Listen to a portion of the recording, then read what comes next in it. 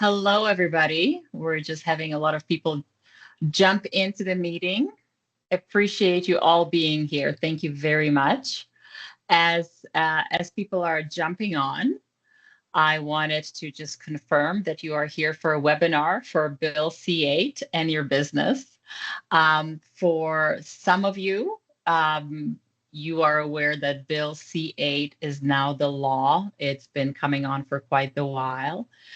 For others, you might be going, what is Bill C-8? Why should I care? Why is it even a security question? And we are going to be answering all of those questions. We are going to start right away here because we want to make sure to finish on time and also cover some questions. So we will, as people are jumping on, I'll go through a couple of notes. First of all, please be aware that this meeting is being recorded. We will be using this recording on our website for those who couldn't make it today, and we may even be using it on our social media because we're just wild and crazy like that. If you have any questions throughout the webinar, we welcome questions. Of course, you can use the Q&A or the chat buttons at the top to ask your questions, and I will make sure to be passing that on to Tyler. If you would like to ask the question yourself, we can also do that as well. So just raise your hand and I will unmute you in order to ask the question or get clarification throughout the webinar. Again, reminder, this is being recorded, but please don't be shy. We love questions. I probably should have started out by introducing myself. Whoops. My name is Dorota Ulkovskaya, and I am the Director of Client Services here at Accurate Networks. And I will be right away passing this on to Tyler Brooks, who is our Manager of Security at Accurate Networks, and he is quite the expert in this realm, and he will be going through the presentation and also answering your questions. So without any further ado, I will pass this on to Tyler. Thank you. Hi, as Dorota said, I'm Tyler Brooks, Manager of Cybersecurity here at Accurate.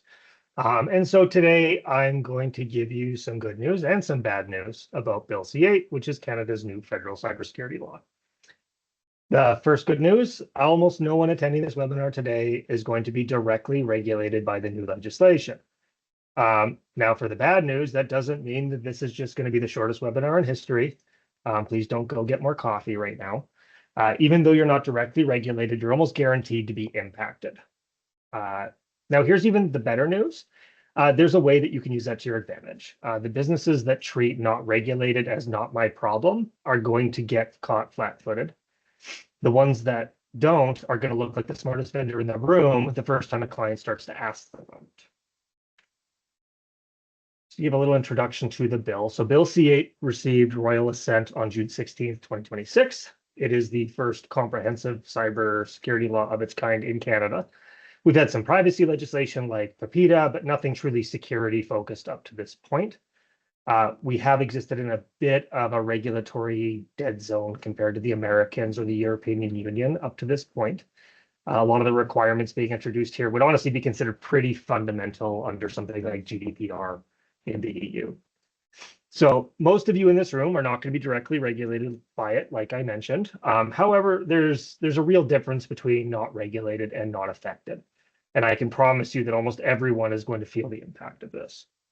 Now, why did the government decide this was actually necessary? It's not a theoretical thing. So let me show you some examples of what's actually already happened. So yeah, this law didn't come out of nowhere. There was a time where attacks on critical infrastructure were pretty theoretical. It was pretty accepted in my industry that we'd probably see them in support of like a conventional war, but actual cases out in the wild were rare. That changed back in 2015 and then again in 2016 when Russian state-linked hackers cut power to about 230,000 people in Ukraine. This was the first confirmed case in history of a blackout caused by a cyber attack. Not a storm, not an equipment failure, a deliberate hack. Then in 2017, malware called NotPetya aimed again at Ukraine, got loosed and caused an estimated $10 billion in damage worldwide. It hit shipping companies, pharmaceutical firms, really everybody completely indiscriminately. There is a pattern there you might have noticed. Russia, even before the current conflict, was really using Ukraine as sort of a proving ground to test its cyber warfare capabilities. And likely just relying on the fact that none of Ukraine's Western allies are going to start conventional war over a cyber attack. Now, if we jump to this side of the pond, in 2021, ransomware took down Colonial Pipeline in the US for 6 days. So that was 5,500 miles of fuel pipeline offline, panic buying up and down the East Coast, and it was about a $4.4 million ransom paid to get everything back operational again. This isn't also just an overseas problem. I mean, in 2023, I'm sure a lot of us remember, Suncor Energy got hit. Recovery costs for that were in the millions. The same year, ransomware actors claimed to have pulled about 190 gigs of data out of Trans-Northern pipelines. And then just under a month ago, hackers linked to Russia got into a Quebec water treatment plant and managed to get the ability to mess with pumps and chlorine dosing before they were kicked out of the environment. I've actually worked very closely with some water treatment plant operators at the last IT company I worked at. And this kind of thing is the stuff of nightmares for them because you start messing with those kinds of chemical levels and people can get sick and die. So this is not a small thing. Now, more than half of Canada's known ransomware victims are critical infrastructure providers, and that's not some global statistic. That's straight up from the Canadian Center for Cybersecurity. So these are not hypotheticals. This is exactly why the government decided that we can't rely on voluntary best practices anymore, and we had to bring in Bill C-8. So what is Bill C-8 exactly? So the first part, because there are two, is amendments to the Telecommunications Act. I'm pretty confident that nobody in attendance today runs a telecom, so I'm not going to dwell on that one too much.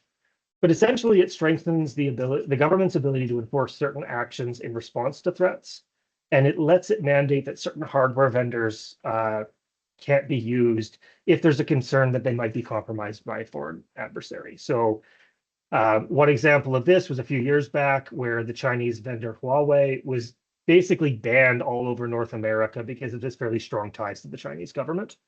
And they had a lot of devices and sort of backbone infrastructure in networks all over the place. Now, the Critical Cyber Systems Protection Act, or CCSPA, is the brand new standalone law. And it's what we're mostly going to be talking about today. And it creates some real obligations. You need a documented cybersecurity program. There's incident reporting requirements and supply chain risk management. And this is for a very specific list of designated industries. Now, some of those specifics have been handed off to individual regulatory bodies to finalize, but we have more than enough information to sort of anticipate what's going to get passed down to the directly regulated entities and then to their vendors and partners. Now, technically, I should keep calling this CCSPA for the rest of the presentation, but honestly, it makes my mouth tired just thinking about that. So I'm just going to call it BC8 or Bill C-8 for the rest of the day. So let's get specific. So who's actually directly on the hook here? So telecommunications, banking and clearing, settlement, so sort of high finance stuff, energy. So obviously in Alberta, that's largely going to be oil and gas. But if you have a client who is a coal plant, a wind farm, a solar farm, that kind of thing, still applies. Nuclear, you would kind of hope this would apply to them. And then federally regulated transportation. So I do want to talk a little bit about the federally regulated transport because this is the one that's tripping people up a little bit. It is specifically federally regulated. So that's mostly air, marine, and rail. Now, if you're a provincially regulated transport company, I would not be surprised if you start seeing this kind of thing, these kinds of regulations and requirements handed down to you, either by an expansion of this or via a different mechanism. Now, what designated operators must do? You need a documented cybersecurity program within 90 days. Documented is the key word here. A lot of organizations already have informal practices, and some of these might honestly be fantastic. But increasingly, the expectation is that these have to be written down and reviewed periodically in some kind of formal way. Now, the next is incident reporting on short timelines. It is mandated in Bill C-8 that you must report any cyber incidents that could impact operations within 72 hours to the appropriate governing body. Now, individual regulators have the option to require an even shorter reporting timeline. And I mean, I personally would prefer that a nuclear power plant that's facing a cyber attack doesn't wait 3 days to let people know. It's kind of critical. The next component is probably the thing we're going to talk about the most today. So that's supply chain and third-party risk management. This is what's going to cause Bill C-8 to affect you, even if you're not directly regulated. We'll do more on that shortly. I'm not going to give you any spoilers quite yet. And then finally, we have material change reporting. So here's why organizations are going to take this very seriously and why they're going to have hard expectations of their vendors. Organizations can face fines of up to $15 million a day. That's not a typo. It's not a one-time fine. It is literally per day as the violation continues. Now, if that's not enough, look at the next number. Officers and directors can be personally fined up to $500,000 a day out of their own pocket, separate from what the company pays. And in serious cases, they can even face criminal charges. So $500,000 a day, that's the kind of number that gets your email returned within the hour by someone who normally takes a week to answer anything. This personal exposure is the engine behind everything on the next slide. It's exactly why executives at banks and telecoms are suddenly very interested in what their vendors are doing about security, because their own money and their own freedom is now tied up in it. Just for a little bit of context, Microsoft's most recently disclosed pay package for their CEO works out to roughly $264,000 a day. So this personal penalty is almost twice that, and that's the income of the CEO of one of the biggest tech companies on the planet. These penalties mean the days that best effort security, or, it's probably fine that my vendor doesn't take this too seriously, they're over.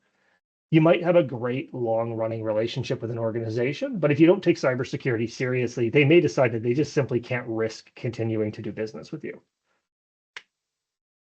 Now, where this is actually going to land. So the law is kind of going to reach you through a chain. So it's going to start with the regulator. They're going to set the very hard specific requirements. That requirement lands on a designated operator. So a bank, a telecom, an energy company, someone who's named in this law. The operator now has a legal duty to manage risk from its own vendors. So it pushes that requirement onto a vendor in between, maybe an insurer, a law firm, a software provider, someone they rely on. And that vendor then has its own vendors and partners, and that's where most of you are likely going to fall into. So we kind of think of this like a game of telephone, except everyone along the way is hopefully telling the truth, and somehow the message gets more expensive every time you repeat it. So being a few steps removed from a regulated entity is not the same as being unaffected. If you support, supply, or hold data for someone connected to a regulated sector, these requirements are going to reach you through vendor questionnaires, contract clauses, insurance renewals. And here's the part that really is going to matter for your bottom line. So the businesses that prepare now, they answer that questionnaire in a day. The ones that don't spend 2 or 3 weeks scrambling to catch up, and that deal is now sitting on someone's desk waiting for them. That gap, that difference in response time, is exactly why preparedness is worth investing in before you're asked, not after. So how is this going to show up in practice? Many of you have probably already seen questionnaires for clients or partner organizations asking you about your IT systems. There's been a really huge jump in this the last couple of years. These are third-party risk assessments. And with Bill C-8, you can expect to see a lot more of them coming down the pipe. So the mechanism is even when you're not dealing directly with a regulated entity, the risk assessments sent to their direct vendors will include questions asking whether those vendors are assessing their own vendors. Those vendors then have to send the same kind of questionnaire down the line, and so on and so forth, until it eventually hits you. Now, realistically, we're also going to see cyber insurance questionnaires start reflecting these new standards. Those questionnaires are not tailored to industry. So they're going to become standardized because now there's new laws in place. And so you're going to get asked even if maybe you are regulated. And I mean, honestly, in fact, this week, I have gotten an email from a client because they now have contract changes tied to cybersecurity with a longstanding customer of theirs. So, I mean, we're already seeing sections in contracts being updated in anticipation of this. Now, nobody's going to send a heads up email. Suddenly, the assessment you maybe did last year is going to sprout 40 extra questions.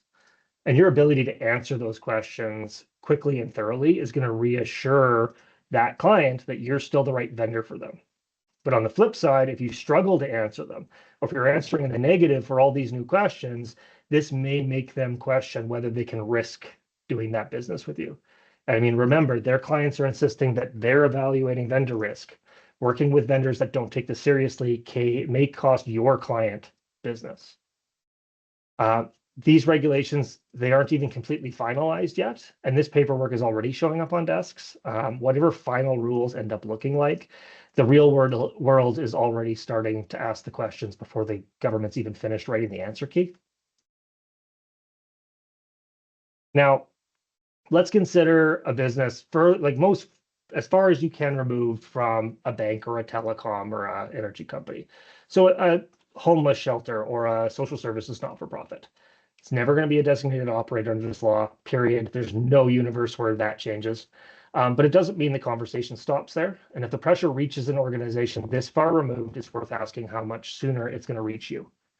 So there's going to be 3 pressure points. Funding agreements. So federal and provincial funders are tightening their own cyber expectations, and that flows directly into grant conditions. In a previous role, I worked really closely with a youth shelter. And even back then, they were seeing grant conditions related to cybersecurity. This is only just going to become more and more the case. Again, cyber insurance. So where they're going to be standardizing their underwriting questions across the entire book of business, whether you're regulated or not. And honestly, sensitive client data, which could involve things like health or housing status, is going to draw real scrutiny regardless of the sector you're in. And then finally, a shared vendor. So if they're using a CRM or a case management platform that also is used by a bank, that platform may raise its security requirements in order to satisfy its regulated clients, and you have to play catch up. So the law wasn't written with a homeless shelter in mind, but laws are kind of like the weather. They don't need to be aimed at you specifically to still get you wet. And if it's raining on the example furthest away from this law, it's already raining on you. Jordan? Yeah, Tyler, I have a question here, and you might be getting to it, so I'm getting a little ahead of myself. But as a company that doesn't fall under the Bill C-8 directly, will I be fined if something happens that affects someone who is regulated? So that's a very good question. So for people who don't know, regulatory fines only formally land on the regulated entity. So if you are a pipeline and you have an incident that causes you to be fined due to like a downstream vendor, you're going to get the fine.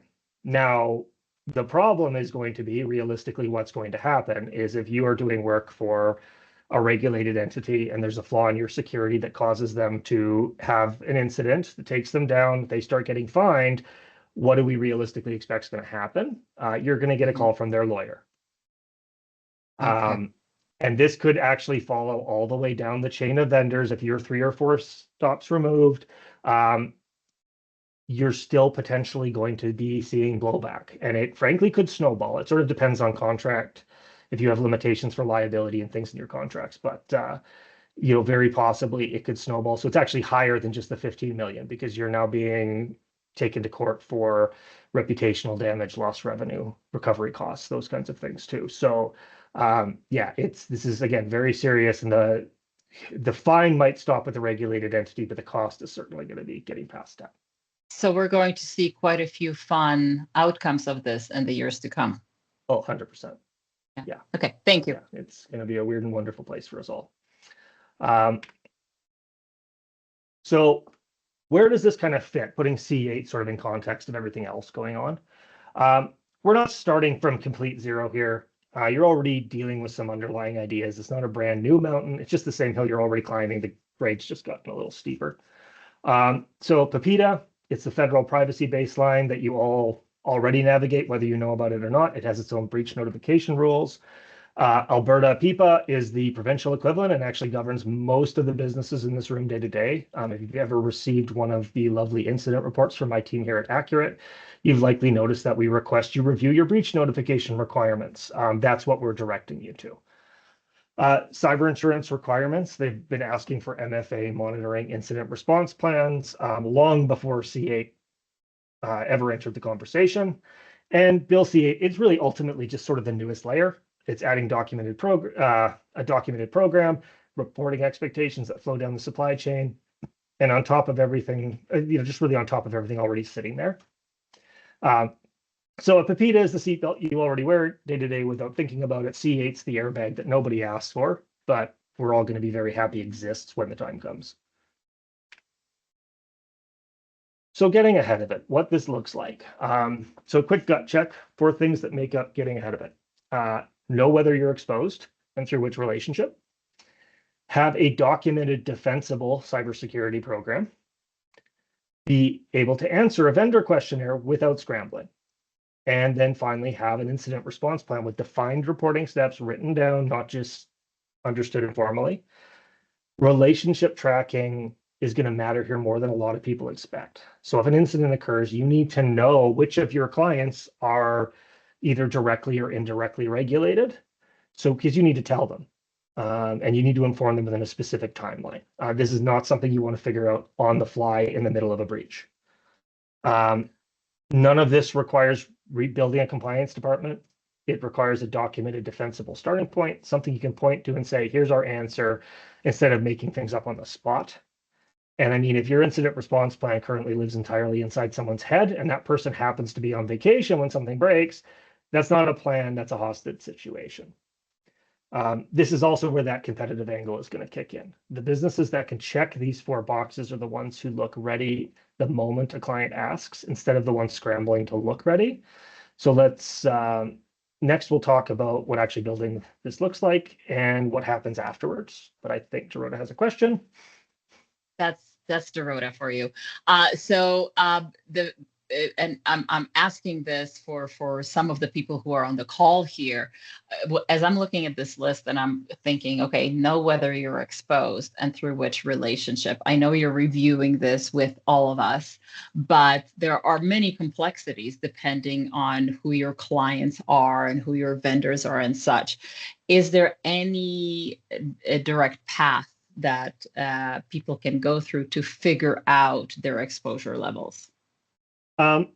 Some of this is going to depend on understanding sort of supply chain. So who are your clients dealing with? So it's pretty straightforward. If you do business for a bank, for a large insurance company, something like that, a pipeline directly, okay, cool. That's your exposure right there. You need to be looking at what they're asking you to do.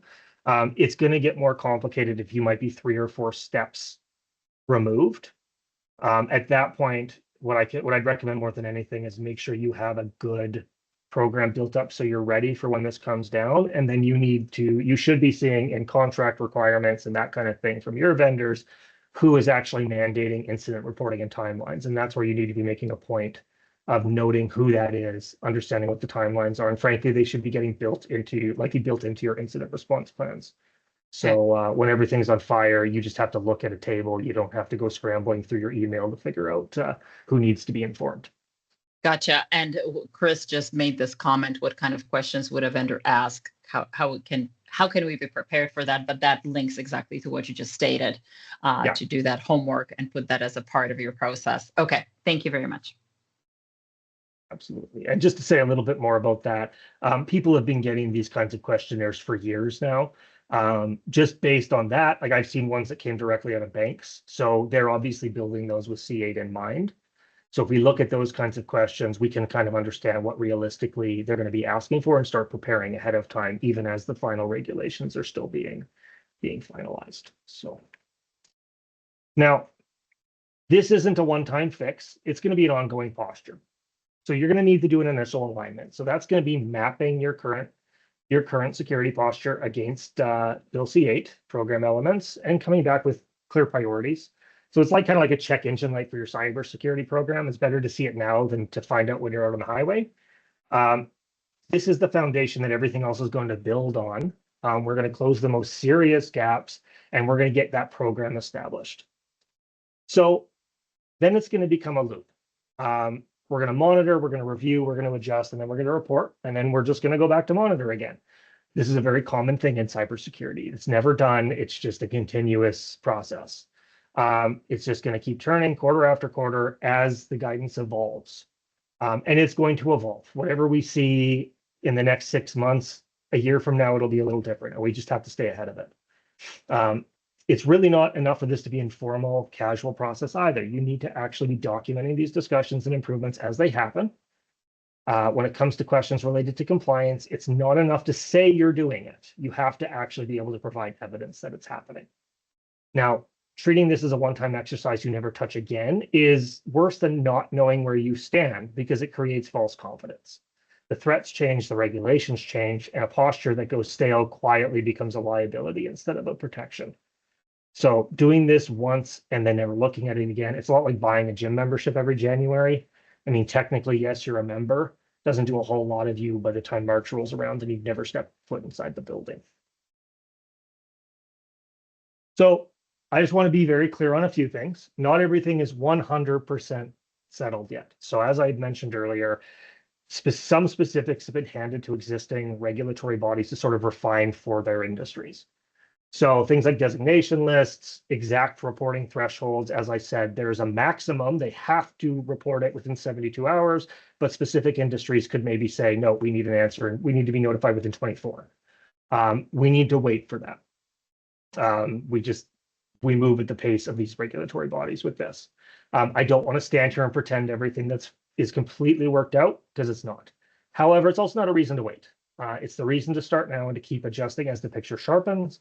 We've been seeing these kinds of questionnaires land on clients' desks for years now, as I just mentioned, and based on those patterns, we can realistically anticipate what's coming.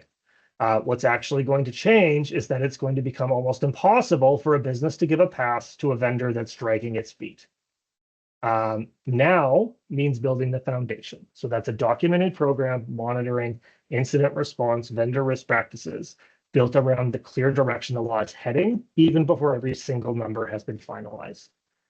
Ongoing is going to be staying aligned continuously, so that as thresholds and designation details actually land, the work is just an adjustment or review rather than rebuilding the program from scratch. Waiting for those final regulations before you start preparing is kind of like waiting for a fire to start before you check if your smoke detector has batteries. At that point, checking is really not the move anymore. So just to wrap things up, there's a QR code up on the screen right now. Point your phone at it. There's no app to download. Your camera will just handle it. It takes you to a short survey about today's session, a few quick questions about what landed, what didn't, what you're still wondering about. Yes, I'm very aware of the irony that the cybersecurity guy is telling you to scan the QR code. It's safe, I promise. Dorota ruins my fun all the time. Here's the part that actually matters. So buried in that survey is an option to request that we reach out to you directly about where your business stands on all this. That's it. There's no pressure, no salesperson cold calling you. Just check a box. If you want a conversation, we'll follow up. So this is like the low friction version of raising your hand. You don't have to commit to anything today. You don't have to know your exact questions yet even. Just let us know you're interested and we'll follow up on you. So the businesses that check that box today, they're going to have a head start on the businesses that wait until a client actually sends them a questionnaire before they start thinking about any of this. Filling out a 2-minute survey now is a lot less painful than a compliance scramble later. And even if you don't want us to reach out, please fill out the survey. We read the responses. It'll shape what we cover next time. The squeaky wheel gets the webinar topic. Now, I guess I'll open it up to questions. This is what's on your mind. What's keeping you up at night? What did I blow past too fast? There's no such thing as a bad question here, except, can we wrap this up early? That one will hit me in the feelings a little bit. So one question, what are the potential outcomes if a regulated partner of my business sends me an assessment and a list of cybersecurity requirements, but I choose not to comply? Simple answer is you'll probably lose the business. Lose the business with regards to the regulated partner. If your client is handing you a questionnaire and they're asking that you're answering a whole bunch of questions and we have requirements and I say, no, I'm not going to meet those. There is a reasonable chance that they may make a risk-based decision that you are too risky to continue doing business with. And in terms of they could, again, either get fined or sued potentially. But also just from a standpoint of they could lose business. If they're doing risk Mhm. assessments down the line and their upstream partner is kind of hard and strict on this, their partner could decide, okay, well, we can't do business with you because you're not doing proper risk assessments on your clients. Yeah, So this is sort of a chain of compliance. Everyone's going to have to get on board. gotcha. Thank you. Um, Any other questions? Now I understand that some of you have to probably process this information, and maybe we'll have questions later, but anything immediate, any comments, any questions? Uh, as we're waiting for those, any individuals who would like to again have a further chat about this beyond the QR code, you have your Accurate Networks account managers to connect with, and we can definitely have more of a conversation. There are also some things that we are doing as an organization to make sure that we are assisting you in this area with regards to security and compliance. But further conversations may need to be had, and then your account manager will be reaching out to you. But again, any questions, we are here to provide information to make sure that you are secure moving forward. So if there are no other questions or comments, thank you so much for attending. We really appreciate all of you making the time. We prefer to finish early versus dragging this on for too long. And again, as always, appreciate all of you. Reach out if you have any other questions. Thanks so much, everybody. Thank you.